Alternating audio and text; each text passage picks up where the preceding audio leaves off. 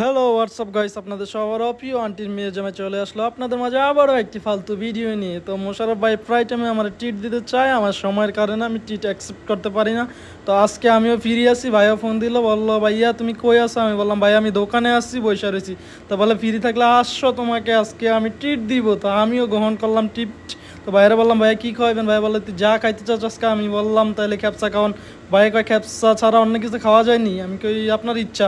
পরে বলে ভাইয়া তাহলে কুমিল্লা হোটেলে যাই, নিয়ে তোমার খাড্ডা খাওয়াই আনি। তো খাড্ডা কি আমি চিনি না, বুঝছেন, এই ফার্স্ট টাইম খাড্ডা দেখলাম। তো আমিও পুরো এক্সাইটেড ছিলাম খাড্ডা খাওয়ার জন্য। তো আমরা বলতে বলতে চলে আসলাম কুমিল্লা হোটেলে। কুমিল্লা হোটেলে আমি, আকাশ ভাই, নাজমুল ভাই, মোশাররফ ভাই, ফরহাদ ভাই চারজন গেছি। গিয়াই দেখি সামনেতে সাজায় রাখছে অনেক সুন্দর সুন্দর জিলাপি, নিমতি, রসগোল্লা, অল এভরিথিং আছে। তো আমিও একটা গোলগোলা নিলাম। গোলগোলা নিয়ে কি কামড়টা দিছি না দেখলে বিশ্বাস করবেন না, একটু হলে দাঁত ভেঙে যেতে, এত শক্ত।